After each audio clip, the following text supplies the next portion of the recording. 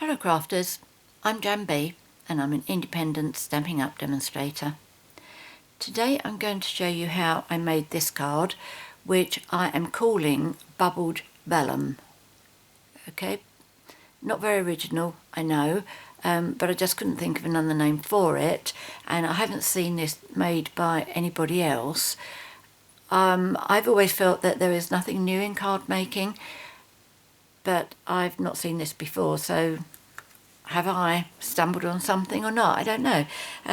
What happened was, when I was making the video for these cards, which was my, I think I called it sparkly stained glass, I had one of these and I thought, I wonder what it would be like if I covered it with our fine tip glue, and this is what happened. To me, this was wrong because it didn't do what it was supposed to do, but when I showed hubby, he said it was really lovely. So at the end of that video, I showed this one and I had a lot of really nice comments about it and also requests to make a video. So that's what we're going to be doing today. As I say, I haven't seen this before. It probably has been done. I don't know. I'm calling it Bubbled Vellum anyway. So I'm going to start off telling you the card pieces that we're going to be using.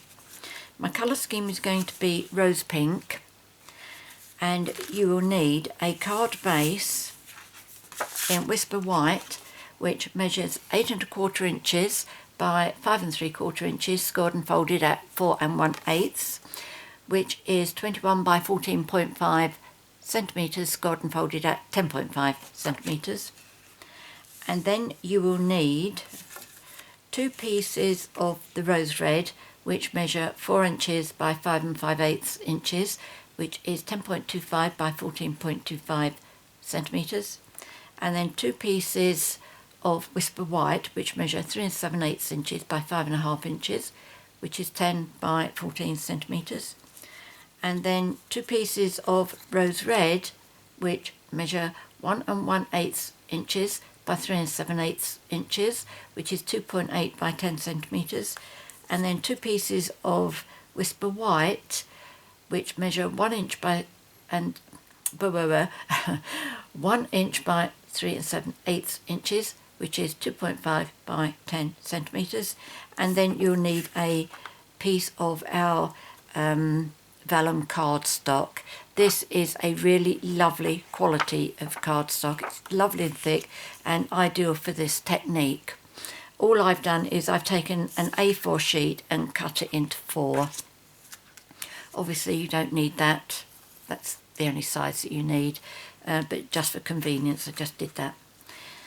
So 2 bits of black heat embossing that we're going to be doing. One for, in fact I'm combining 2 designs here. What I'm going to do is I'm going to do that flower with that background, and this, which is heat embossed with black, but I'm doing it as a separate piece. This is all part of the white, and the dark blue here are just very, very fine strips of cardstock that I put on there just to make it look as if that was separate. So that's what I'm going to do, and inside the card I'm going to do that, but again on separate pieces. All of this is one piece of Whisper White cardstock, but I'm going to do that and this time have a lining on it like that. Okay, so what I need to do is the black embossing for the flower and the black embossing for the sentiment. This was just stamped in black, and compared with the black here it looks quite grey, so I'm going to do the heat embossing on that one. So the stamp set I'm going to be using is the Beautiful Day, and this is being carried forward to the new catalogue on the 1st of June. And I'm also very pleased to say that we are also getting back Black Embossing Powder. Really thrilled about that. So I'm still using the Black Embossing Powder that retired last year, but I am pleased to see it back. Mine's very got lots of bits in it now, and it can get a bit messy, which somebody has said is probably because it's getting old now. So that really has been very fortunate for me. So yes, my card, the stamp set, I'm going to do the happy birthday, I'm going to do the flower, and I'm going to use that as a background.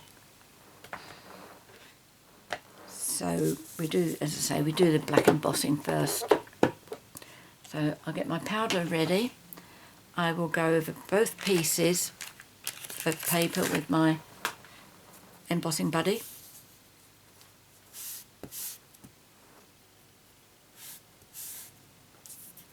This one doesn't matter so much because it's going to be fussy cut.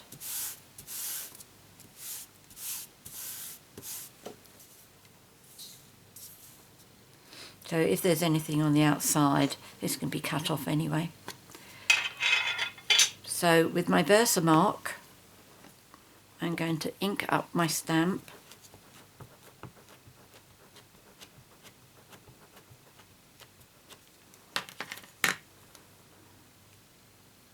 Pop that on there.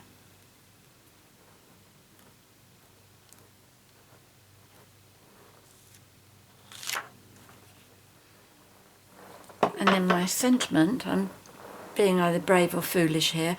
I haven't set up my Stampin' for this. But this line down here is quite straight. So with a bit of luck, I'll be alright to do this.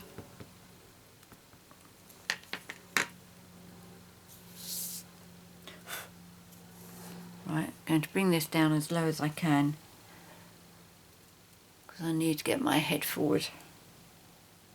Am I still right? I think so. I have to tilt my head back to see the screen on my camcorder.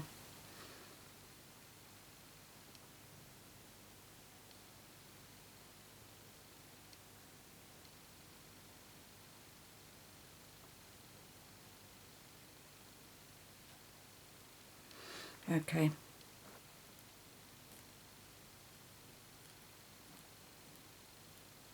Now the embossing powder must be perfect on this because I'm using the whole thing. There we go. It's very fractionally too far up this way, but I'm not going to worry about that. So for this one I'm using my tweezers.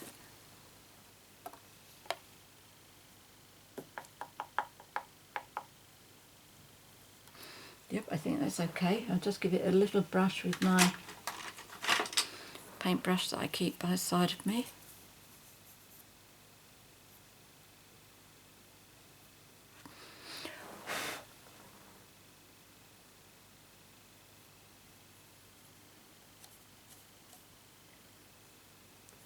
I think that's okay. Just make sure there's none under the tweezers there. There is. Looks like I'm going to have to put a dot or something on there. I can't put it. Oh, I can put a diamante, can't I? Because it's on the front of the card.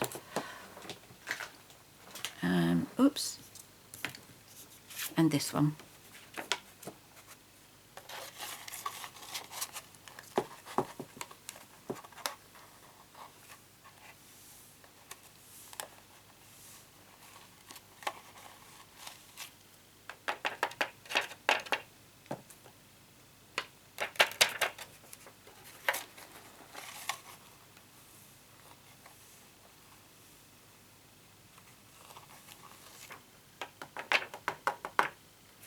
There's a little bit there that hasn't been done as well as it could have been, but I'm sure that's going to be okay.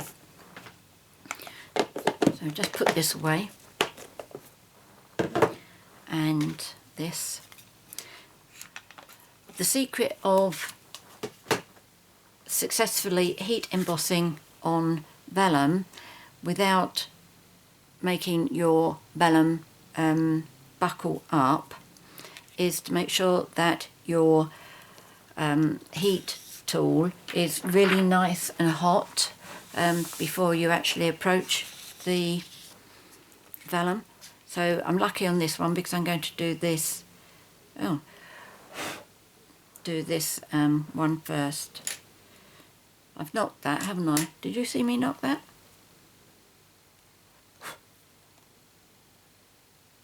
Because I've got it all over the place there. Let's try that one again. It'll be right as long as I haven't actually knocked any of the VersaMark off. No, that looks alright.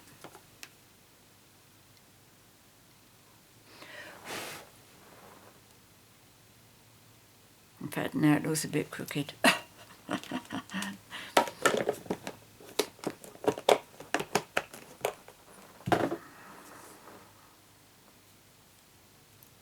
Right, so what I'm going to do is I'm going to heat emboss the sentiment first and go straight onto the vellum, because by then the heat tool is going to be really lovely and hot. Right.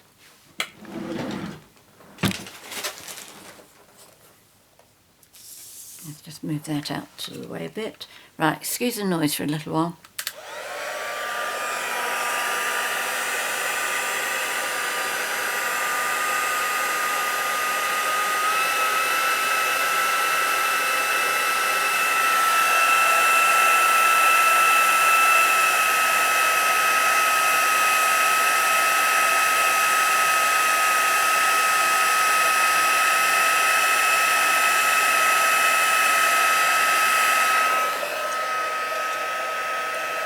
There we go, that's fine.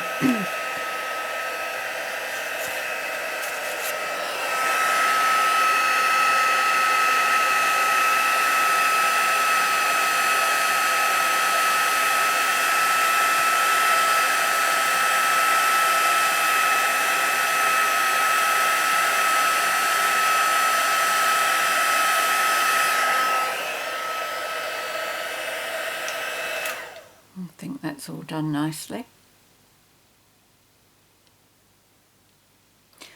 Yes. Right. I did experiment with this and tried doing the flower without heat embossing it. I just used black archival ink, although I was using a different stamp at the time. And I just wanted to show you what happened. Okay, this has just been stamped with black archival, basic black archival ink, and when I put this over it, because there was no barrier like this heat embossed ridge, it just went all over the place and it bubbled, but the bubbles on this one is in the little sections, whereas that's just plain bubbled, and that one actually leaked as well. Can you see that? Yes, you can. Okay, but I thought I'd show you anyway, just in case you thought you might give it a try without. I don't recommend you do. Right, so the reason I chose to do the flower instead of the butterfly is because I can do this in more or less one colour. It's actually three, actually. It's the pink, the green and the yellow. But for the butterfly, it's lots of colours. But because I've got to colour this, put the fine tip glue pen on it and put it aside for it to dry, I'm going to be actually moving on to fussy cut the one that I made earlier. I'll show you both of them. I did one flower and one butterfly. In fact, I will cut out the flower, thinking aloud, because although it's quite easy to do the butterfly, it's a little bit more fussy because of the antennae. Right, okay, to do this, just from the back, okay, so that's the heat embossed side. From the back, just colour. You can use your blender pens or you can use your Stampin' Right markers, which is what I'm using. And I have found that if I just colour each section with a circular movement, I get a much more even look from the front. As you know, I'm not much of a painter, not much of a colourer, but if you're good with blender pens and you can do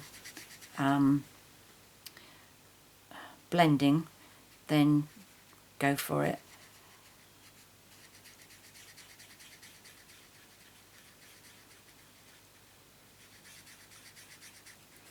So while I'm doing this, I will just tell you that the weather today is absolutely glorious. I mean, they say the English are obsessed with the weather, and it's true, we are. I really don't like cold, but I do love hot weather. You'll never ever hear me complaining about hot weather. Doesn't matter how hot it gets, even if I feel as if I'm melting. But I will moan about being cold. Whether it's because I'm a summer baby or not, I don't know. It was rather, not am. A bit bigger than a baby now. Okay, so as you can see, going over with a circular movement does give a nice even colour. Leave that bit for yellow. Just check from that side to make sure it's all taken. And then I'm going to do the antennae using, oh sorry, that was rose red. I'll do the, not antennae, talking about butterflies still, the pollen. I'm going to do that in Daffodil Delight.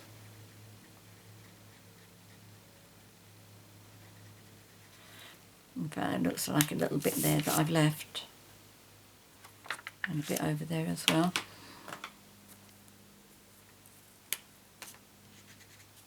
And where's that bit? There.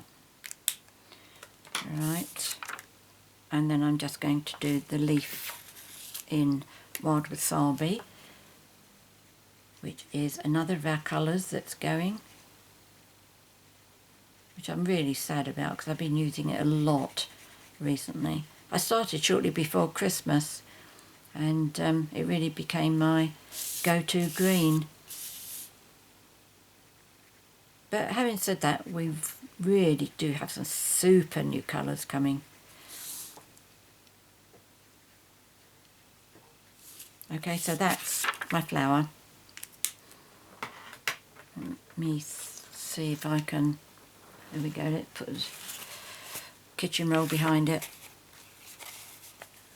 so that you can see what it looks like. Okay, as you can see, there's quite a lot of black embossing here, but it won't matter because I will be cutting that off eventually.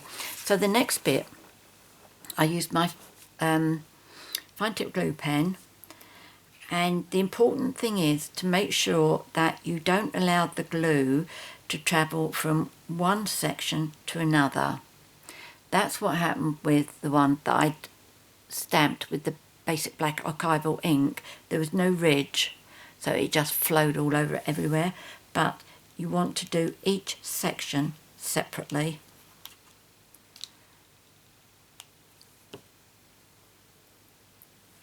So just get rid of that a little bit.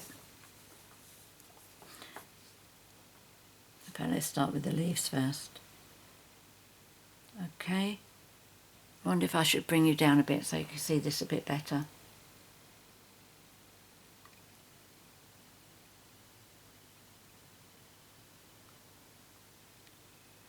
Right, there we go. Okay, so I've done one section and I move on to the next. Okay, you must make sure that you've got a definite stop and start here. And with the nib, it's quite easy to do. Now and again, what I find is, I think that I finished, but there's a little dip in there. I just go over that and put a little bit more glue to get rid of the dip. This is all I did. It was just so easy. And then to finish up with the effect that I got, it was amazing.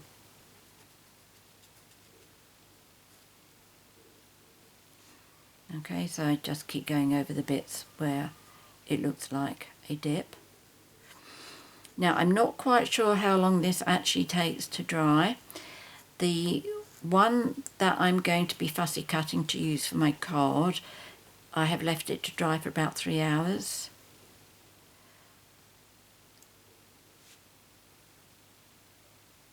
I think it probably depends on the weather, atmosphere, etc, etc.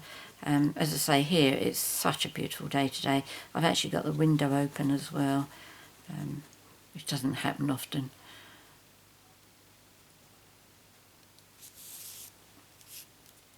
And then you just keep going on each section.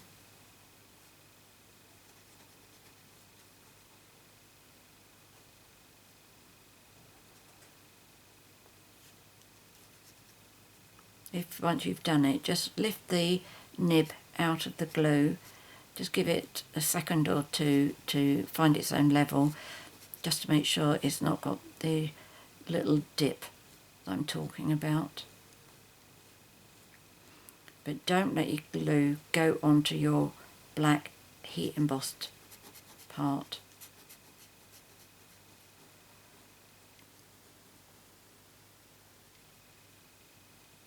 You will find your own way of doing it, which way works for you best.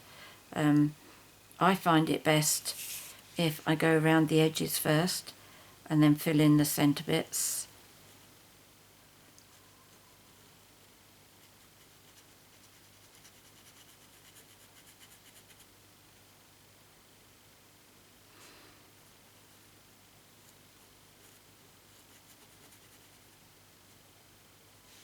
I hesitated about making this video for quite some time because I knew that Stampin' Up!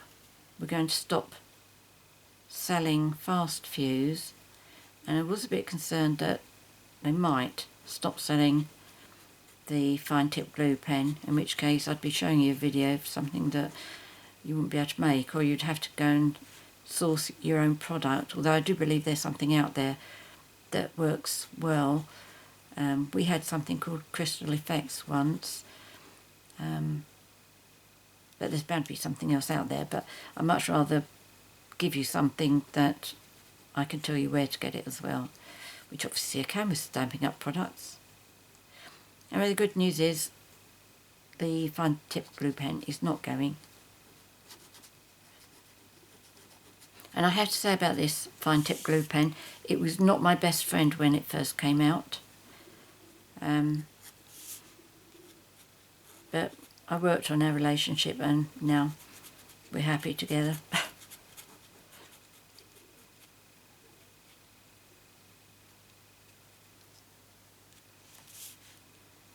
You see the way that the amount of glue I'm putting on here, I hope you can see that it is actually raised like a bubble.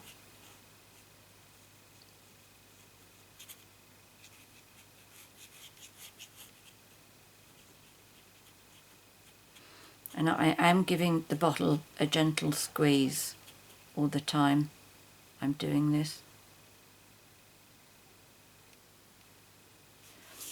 There we go.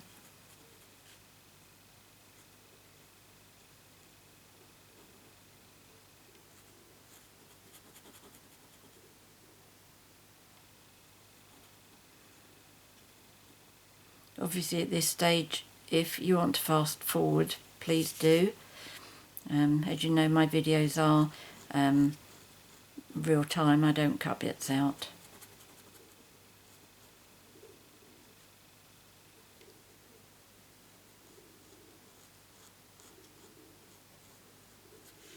I wonder if you can hear the pigeons talking outside the window.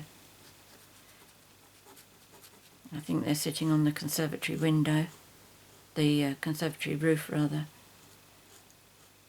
which is just below my window.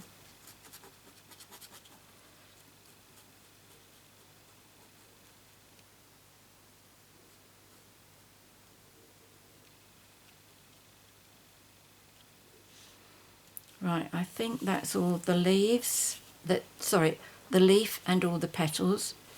Maybe not this piece here, one of those dips. So all I need to do now is the pollen, and that is just like little circles.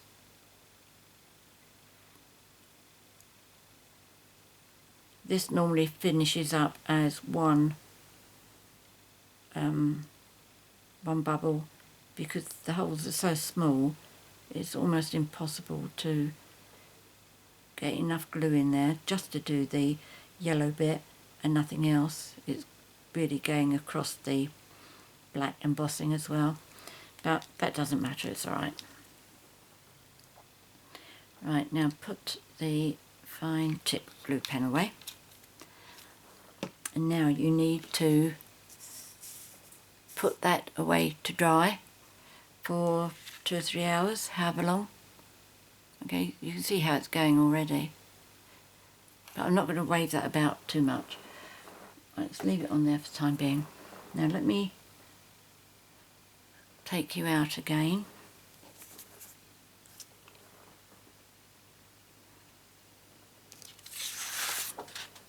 If I just move that, bring that, then that gives me an idea where you should be. About there, I think. Right, okay. So I will show you both of these that I did this morning. There's one butterfly. I will try and get this card finished off after I've made the video so that I can photograph it and get it on my blog tomorrow, which is where I'll be posting the video as well, or at least the link to the video. But for now I'm going to be doing the flower because it's just that much easier to cut round. Right, so I need a pair of scissors, and what you need to do is to cut right onto the black line. You don't want any white showing, but you don't want to go inside the black. You don't want to touch the green or the red.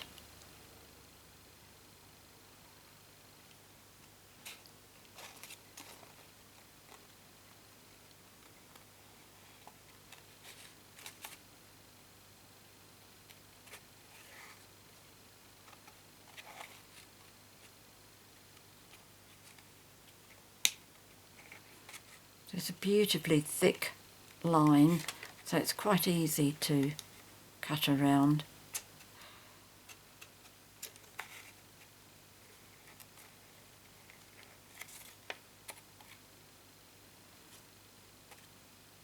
If you do find that you finish up with any little white bits,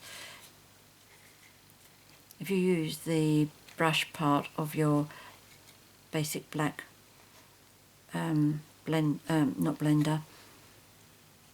marker pen, and then just run it along the edge like I've shown you on several videos. I will show you again in a moment, just in case you're new to my videos and you haven't seen that technique. But whereas I normally say to you, do it from the back, because if your pen slips, then it's not going to be shown, it's going on the back of your work. That doesn't apply on this. If your black pen does slip, it will show through.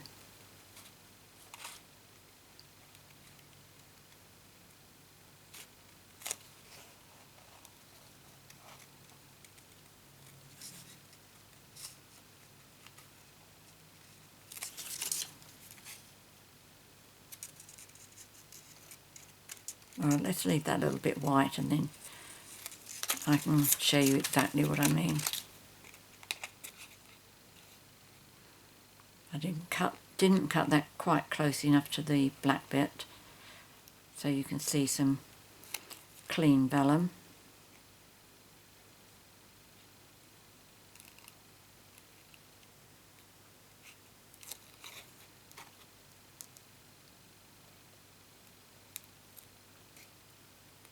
There we go. Right, so where's that? There's that little bit there where I've got some white on there. I hope you can see that. And I have my black marker pen.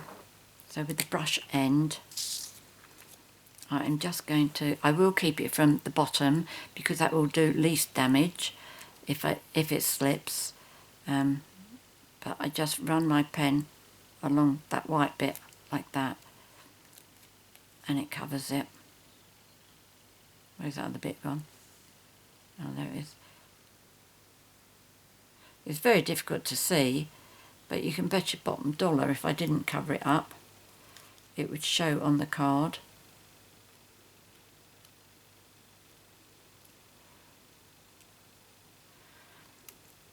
Seeing how I'm doing this, I'm probably holding it like this so that if the pen slips, it goes onto my finger rather than my work.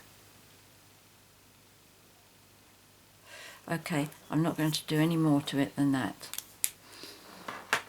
Right, so what we need to do next is, that's fine, I'm not doing anything to that. This is for the front of the card, so I want to do these little dots here. I'm going to use the horror sand. I thought about using the rose red, but it comes up too dark and I had to stamp it off for about 4 or 5 times, whereas the horror sand I would only need to do it once, and if I forgot to do it, it wouldn't matter. And I also need, for this one, the white piece for the inside as well, because I'm going to do the spots on that. So this is my stamp, Sahara Sand. Right, that's what 1 looks like. That's what 2 looks like. That's what I want to do.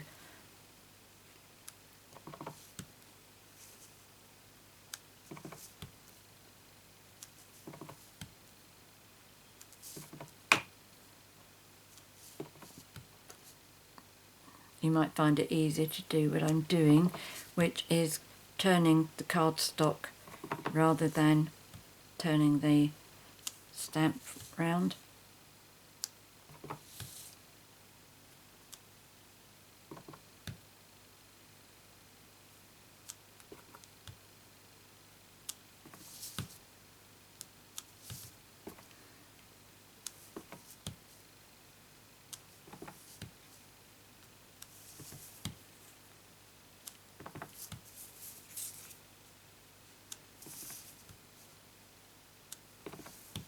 I think this looks a lot better being so light rather than having the pink.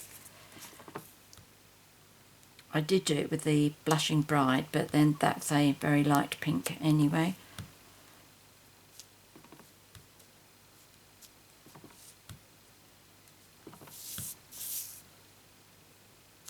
I think that's okay. And then just this one. Let's just take that off, looks like a pencil mark.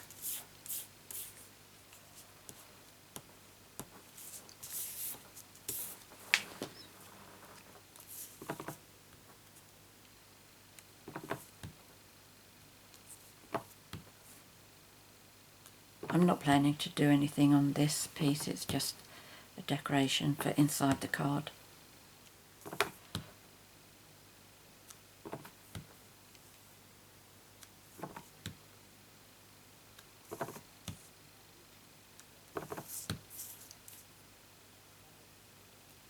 There we go, beautiful.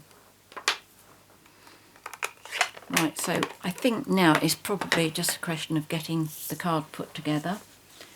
So I'm going to do the inside of the card first. That's the front.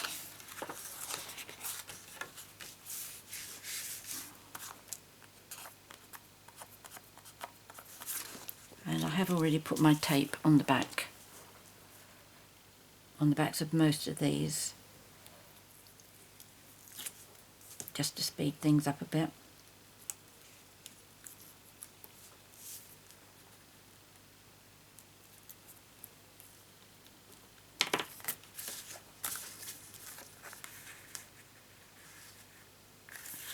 Let's get rid of that, we don't need that here for the time being.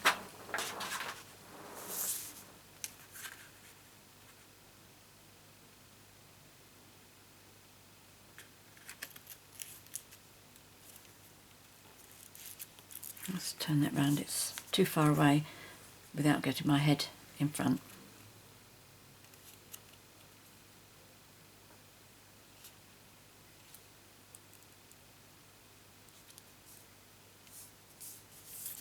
There we go.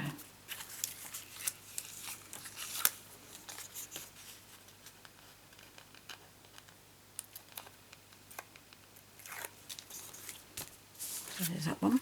Oh no, let's put this bit on, because with this I tend to do, in fact I should have done this sooner, because I tend to go a bit over. Can I use that? No, I can't use it for the front, can I? When I do it like this, I normally do the white bit first, adhere the top bit on, and then trim the extra off. I do that just to make sure that I don't finish up with something that's too short.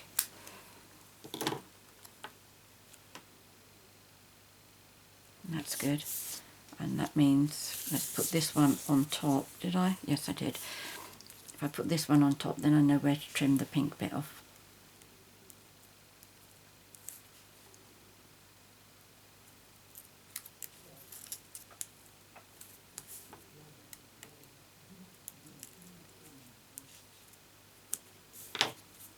Right, okay, so this has got to come right to the end.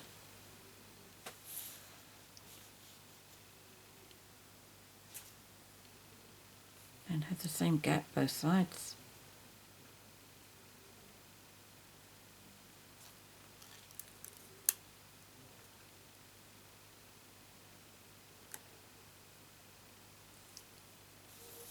There we go.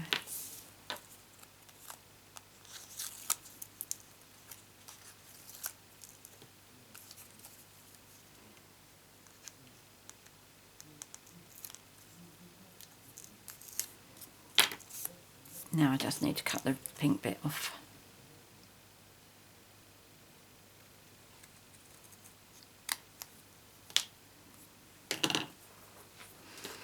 There we go, that's that. Maybe not. Put that at a slight angle. I don't want the pink showing through there. So let's take this tape off. There's no right or wrong how high or low that you put this. It's whatever you think is pleasing to your eye. I'm not even going to go back and check to see what I did last time. My main concern is to get the thing straight. Right, so if I do about there. Yep.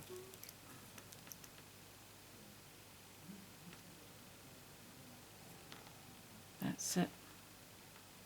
Right, let it go without moving it. Oops, a bit crooked. In fact, I think I've lost one of my arms, haven't I? There's not another one that side. Okay, we'll get it from this end. There we go, that's that.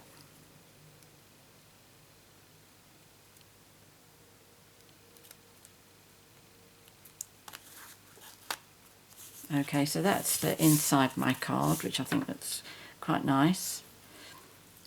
With the image being as one very large flower, there's not really anything to stamp on the inside. So the decoration actually comes with this bit. So let's put it in this way round.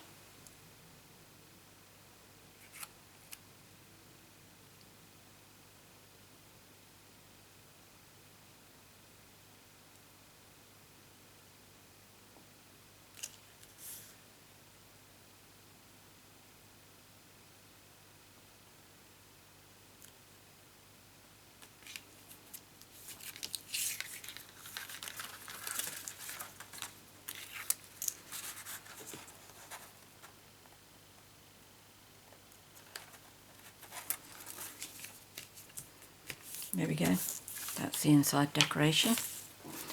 Now for the front, I have this And I didn't put tape on the back of that because I didn't see the point of it as I was heat embossing it. The heat would have made the glue come off. Whether it would have I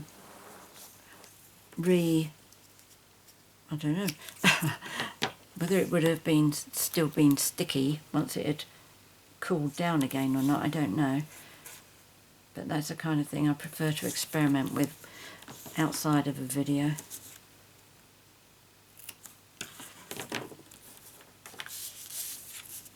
Here we go. Now again, I'm going to do this on here first.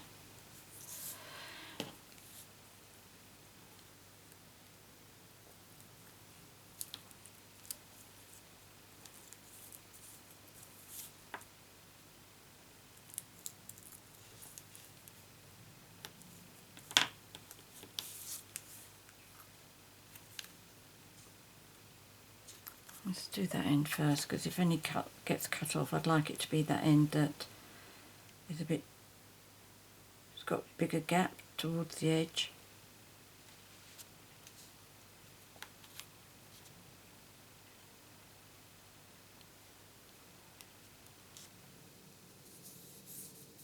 That's it.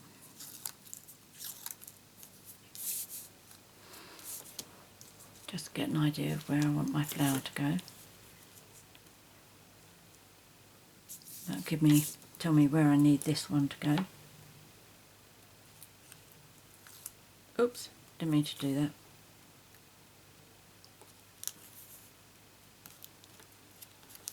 Put that back again.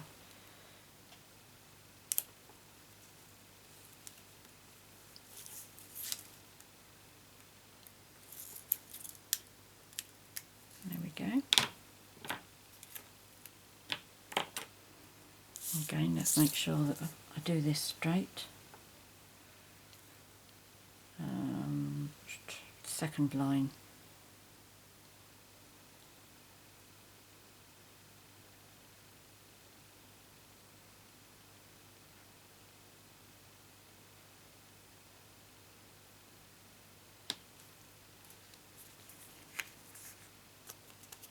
Yep, that's good.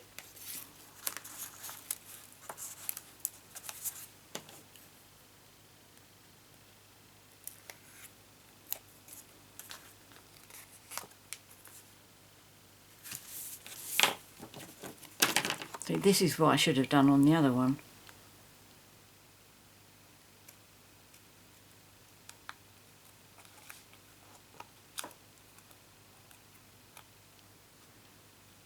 And my scissors are non-stick, so where it's going through the glue, it's okay.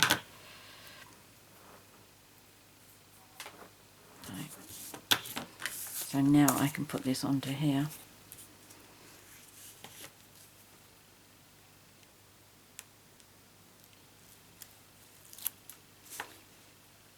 And then I can adhere my flower on, and then that's about it, I think. I might put some embellishments on it, except I don't think I've brought them over with me, so maybe I won't.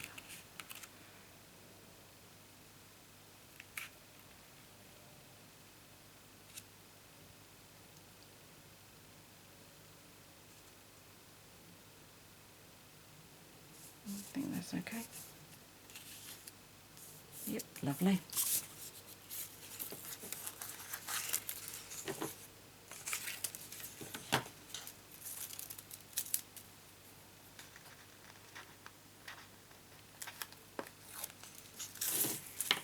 This tape that I put on the back here, it's the Stampin' Up tape, and you can tear it, you don't need to cut it like I do. It's just that when I try and tear it, I tend to tear half my cardstock with it as well. It has been suggested that maybe I could hold one of our small clear blocks on it and then tear it, which does sound a good idea, but knowing my luck, the block will slip. I'll still finish up tearing it. Right.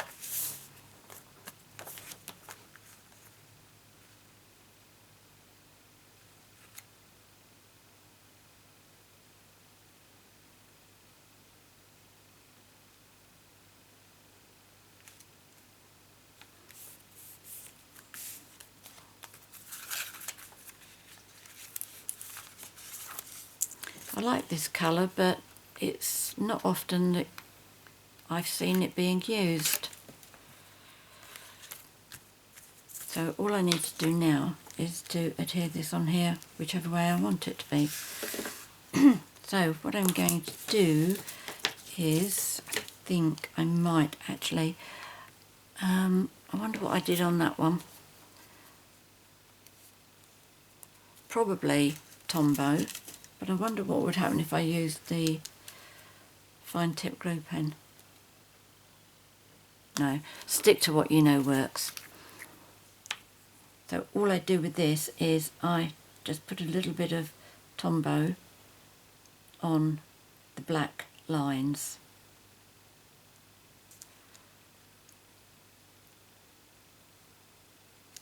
If I find that I do too much, then I'll blot it on my scrap paper. See, I tend to go around all these little lines that there are all over the place.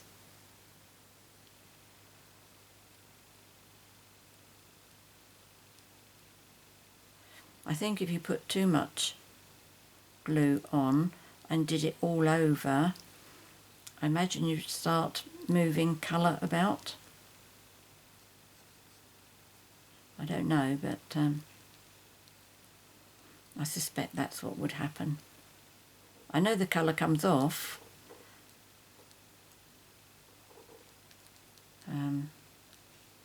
You know, like, I don't know if you noticed my scrap piece of paper. It had pink on it where I was having the actual, when I was putting the fine tip glue on, if I look, you can see the pink is coming up. So yes, my theory was right. And obviously if it's going to happen, it'll happen worst with red. Oh, got another bit there. There we go. Right, let me just show you that. This was my scrap paper as I was putting the fine tip glue pen on the top. The back was rubbing on there. You can almost see the rose there. Right, okay, let's pop this on with tweezers. Not quite sure which way I want this to go. Whoops, come back. Oh, right, that one, I've got the leaf going upwards. Let's move this out of the way so you can see that one. Okay, so that was a good position.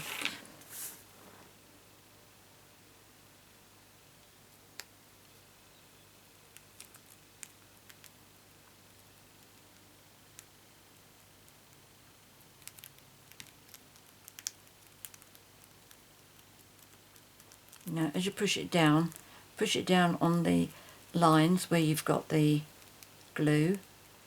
Don't push your bubbles down.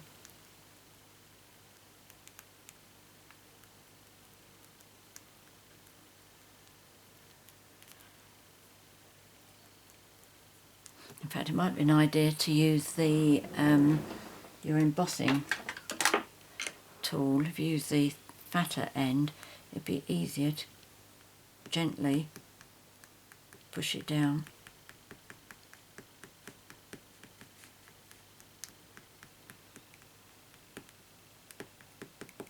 And I suspected that has come up as one blob. So if you push this down like this, it does help the bubbled part of the vellum to be even more bubbled. Well, no, not more bubbled, but to show its true bubbles.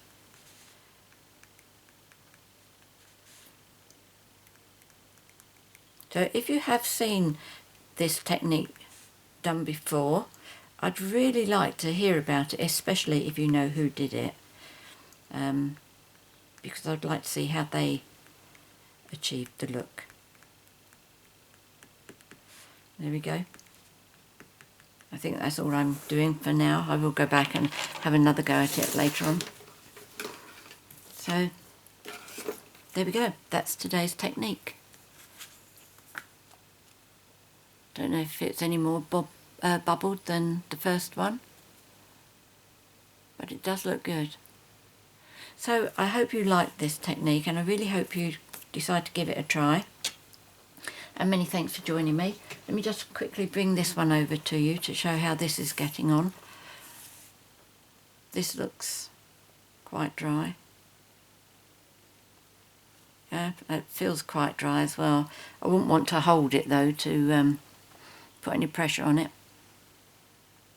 But again, if I can get this made into a card and onto my blog for tomorrow morning, I will do. So that's those two I will try and get done. Okay, so many thanks for joining me today. If you have any questions, please leave them in the box below the video. I'm always very happy to help you, or if you have any comments to make. If you'd like to purchase any of the products that are featured here, again, there'll be a link to my 24/7 online Stampin' Up shop in the box below. I will put all the measurements and the products that I've used, again, in the box below. Everything goes in the box below. If you've enjoyed my video and you'd like to be notified each time I upload a new one, please subscribe to my YouTube channel by clicking on the subscribe button. And I think that's about it for today. So until next time, happy crafting. Cheerio.